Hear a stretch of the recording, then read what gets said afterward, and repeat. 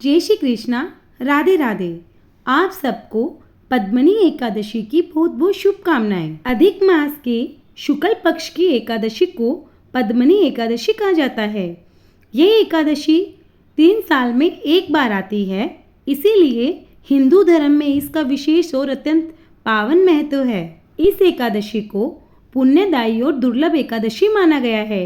मान्यता है कि इस व्रत से पापों का नाश, मनोकामना पूर्ति और भगवान विष्णु की विशेष कृपा प्राप्त होती है। यह व्रत विशेष रूप से भगवान विष्णु और पुरुषोत्तम भगवान को समर्पित है।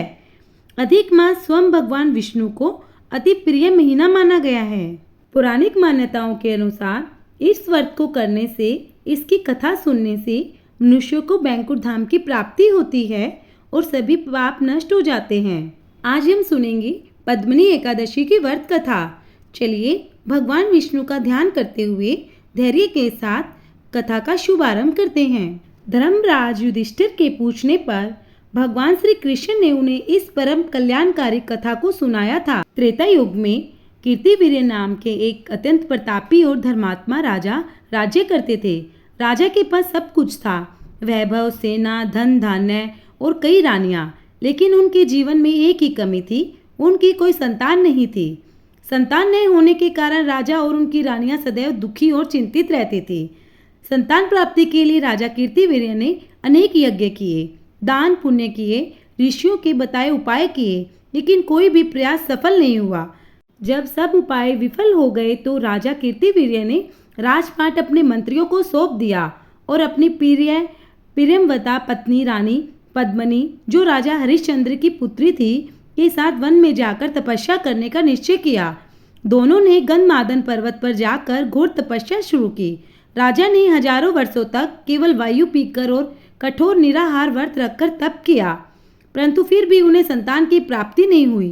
राजा का शरीर क्षीण हो गया, लेकिन मनोकामना पूरी नहीं हुई। अपने पति को इस तरह दुर्लभ और निराश देखकर रानी पद्मनी को बहुत दुख हुआ। तब रानी पद्मनी माता अनुसुया, महर्षि अत्रि की पत्नी, की शरण में गई। रानी ने माता अनुसुया से हाथ जोड़कर प्रार्थना की, हे माता, मेरे स्वामी ने संतान प्राप्ति के लिए वर्षों तक कठोर तपस्या की है, फिर भी भगवान प्रसन्न नहीं हुए। कृपा करके मुझे कोई ऐसा व्रत का उपाय बताइए जिससे भगवान विष्णु प्रसन्न हो और हमें तेजस्वी संतान का वरदान मिले। सती अनुसुया ने अपने दिव्य ज्ञान से देखा और कहा, हर 3 साल में एक बार मल मास यानी अधिक मास आता है। इस मास के शुक्ल पक्ष में जो एकादशी आती है उसे पद्मनी एकादशी कहते हैं। यदि तुम इस एकादशी का विधि विधान से व्रत करोगी तो भगवान पुरुषोत्तम, भगवान श्री विष्णु तुम पर अवश्य प्रसन्न होंगे और तुम्हारी मनोकामना पूर्ण करेंगे। रानी पद्मनी ने माता अनुसुया के बताए अनुसार अधिक मास के शुक्ल पक्ष की एकादशी का अत्यंत कठिन और श्रद्धापूर्वक व्रत रखा। उन्होंने दिन भर निराहार रहकर भगवान विष्णु की पूजा अर्चना की और रात्रि में जागरण करते हुए कीर्तन किया। रानी के इस निष्काम और कठोर व्रत को देखकर भगवान विष्णु अत्यंत प्रसन्न हुए। वे गरुड़ पर सवार होकर प्रकट हुए और बोले, हे कल्याणी, मैं तुम्हारी भक्ति और इस पद्मनी एकादशी के व्रत से अत्यंत प्रसन्न हूँ। मांगो, क्या वरदान चाहती हो? रानी पद्मनी ने हाथ जोड़कर कहा, हे प्रभु, यदि आप मुझ पर प्रसन्न हैं तो मेरे स्थान पर मेरे स्वामी राजा कीर्तिवीर्य को वरदान दीजिए। भगवान विष्णु ने राजा कीर्तिवीर्य के सामने प्रकट होकर उनसे वरदान मांगने को कहा।